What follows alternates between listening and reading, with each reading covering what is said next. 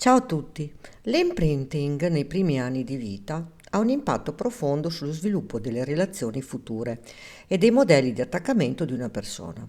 Si tratta di un processo psicologico in cui gli individui, specialmente nella prima infanzia, assorbono informazioni importanti che guideranno il modo in cui si rapportano con gli altri e interpretano il mondo.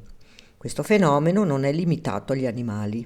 Anche nell'essere umano l'imprinting gioca un ruolo chiave nel modellare le modalità di attaccamento e di interazione sociale. Secondo la teoria dell'attaccamento, durante i primi anni di vita i bambini sviluppano uno schema di attaccamento verso le figure di riferimento principali, solitamente i genitori o chi si occupa di loro. Questo legame è fondamentale per il senso di sicurezza del bambino e per il suo sviluppo emotivo e sociale. I bambini che ricevono cure amorevoli e coerenti, dove i genitori rispondono adeguatamente ai loro bisogni, tendono a sviluppare un attaccamento sicuro, portandoli a fidarsi degli altri e a sentirsi a proprio agio nelle relazioni.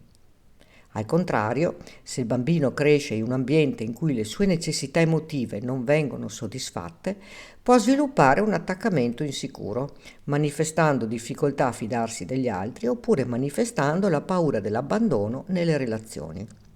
Ad esempio, attaccamento ansioso.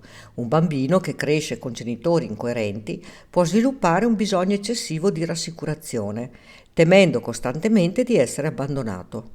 Questo si traduce spesso in relazioni future in cui la persona cerca disperatamente di mantenere vicini gli altri, temendo di essere lasciato. Attaccamento evitante. I bambini che ricevono cure fredde o distaccate possono imparare a fare affidamento solo su se stessi e a evitare il contatto emotivo. Da adulti tendono a tenere una certa distanza emotiva dagli altri, trovando difficile creare legami profondi. Modelli di relazione.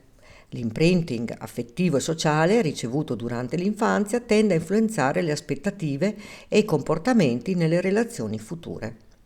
Un bambino che ha sperimentato una relazione d'attaccamento sicura con le sue figure di riferimento interiorizza il senso di essere amabile e di potersi fidare degli altri. Questo bambino, una volta adulto, potrebbe cercare relazioni positive e di supporto, riflettendo la propria sicurezza nell'intimità e nella fiducia reciproca. Al contrario, chi ha sviluppato modelli di attaccamento insicuri può entrare in relazioni con una visione più negativa di sé e degli altri. Ad esempio, paura del rifiuto. Un adulto che ha vissuto un'infanzia priva di affetto o di stabilità potrebbe temere l'intimità, aspettandosi di essere rifiutato. Bisogno di controllo. Chi è cresciuto senza una figura di riferimento costante potrebbe voler controllare il partner per evitare l'ansia dell'abbandono. Imprinting emotivo e modelli comportamentali. Oltre all'attaccamento, l'imprint influenza anche i modelli emotivi e comportamentali che una persona adotta nelle relazioni. Un bambino che vede i genitori comunicare in modo rispettoso e risolvere i conflitti in modo sano, ad esempio, impara ad affrontare i disaccordi in modo costruttivo. Al contrario, chi cresce in un ambiente conflittuale potrebbe interiorizzare modalità di comunicazione disfunzionali, come la tendenza a evitare i conflitti o affrontarli in modo aggressivo. Resilienza e potenziale di cambiamento. L'imprinting nell'infanzia non è un destino immutabile. Le persone hanno la capacità di modificare i modelli di attaccamento e di relazione attraverso esperienze successive e l'autoconsapevolezza. Terapie psicologiche come la terapia cognitivo-comportamentale o la terapia focalizzata sull'attaccamento possono aiutare a riconoscere e cambiare i modelli di attaccamento insicuro, insegnando a costruire relazioni più sane e affrontare le proprie paure relazionali. In sintesi, l'imprinting ha un'influenza decisiva sulla nostra capacità di creare legami sani e sicuri. Tuttavia, con la giusta guida e consapevolezza è possibile reinterpretare e trasformare le esperienze passate, sviluppando modelli di attaccamento più sicuri e positivi, migliorando il benessere relazionale ed emotivo in età adulta. Ora desidero aprire una parentesi e portare l'esempio del love bombing, che solitamente viene attuato da una persona con disturbo narcisistico di personalità. Il love bombing ti aiuterà per un po' a non percepire il dolore che ti porti dentro. Ma quello che all'inizio ti nutre si rivelerà una forma di controllo e di manipolazione, affinché il tuo cervello diventi completamente dipendente dalla presenza di quella persona. Il solo modo per uscire da tale inferno è riconnetterti alla tua bambina interiore e comprendere dove origina quell'attaccamento e imparare così ad uscire da tale labirinto infernale, portandoti in salvo una volta per tutte. Non dimenticare che connettersi alla propria bambina interiore è un viaggio di scoperta e di guarigione che permette di risanare le ferite del passato. Riconoscere i bisogni profondi e riscoprire la gioia autentica che spesso abbiamo messo da parte per adattarci alle aspettative altrui. Solo entrando in contatto con quella parte vulnerabile, spontanea e sincera di noi stessi, possiamo comprendere veramente chi siamo, trasformare le insicurezze radicate e rompere i cicli di paura e di autosabotaggio che ci limitano. La nostra bambina interiore ci ricorda che meritiamo amore, rispetto e cura e che possiamo finalmente scegliere di essere l'adulto che si prende cura di lei per vivere con più autenticità e libertà emotiva. Spezzare i cicli mentali e comportamentali è essenziale per poter vivere con maggiore libertà e consapevolezza.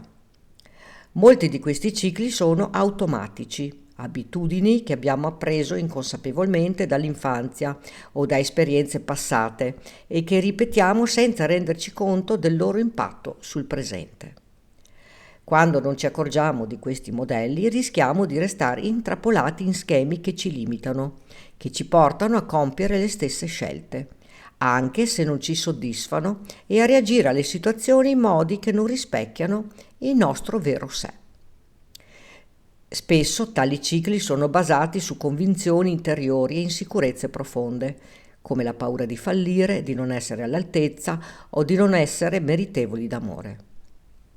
Questi pensieri si radicano nella nostra mente e influenzano il modo in cui vediamo noi stessi e il mondo.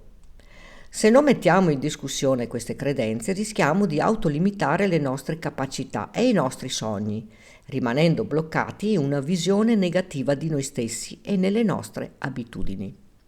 Spezzare questi cicli significa fare un passo indietro, osservarsi con onestà e chiedersi: questo comportamento o pensiero mi avvicina a ciò che desidero? La risposta può sorprenderti. Tale processo ti permette di riconoscere le emozioni e le paure nascoste dietro a ogni schema e di trovare nuovi modi di affrontarle. È un lavoro di riscoperta e reimpostazione dove impariamo a reagire in modo più consapevole e costruttivo alle situazioni. L'importanza di spezzare questi cicli sta nella possibilità di creare nuovi percorsi mentali e comportamentali che siano più allineati ai nostri valori e ai nostri veri desideri. Significa scegliere di agire diversamente, aprirsi alla crescita personale e avvicinarsi al proprio benessere emotivo. Ogni volta che spezziamo un ciclo limitante, facciamo spazio per la nostra evoluzione, permettendoci di costruire relazioni più sane, di esplorare il nostro potenziale e di vivere una vita più soddisfacente e sicuramente più autentica. E tu che cosa ne pensi? Racconta qui sotto nei commenti. Puoi condividere questo video per dare maggiore informazione ad un pubblico più vasto. Ricordati di iscriverti al canale e di attivare la campanella, così potrai ricevere le notifiche dei nuovi video. Grazie per avermi seguita.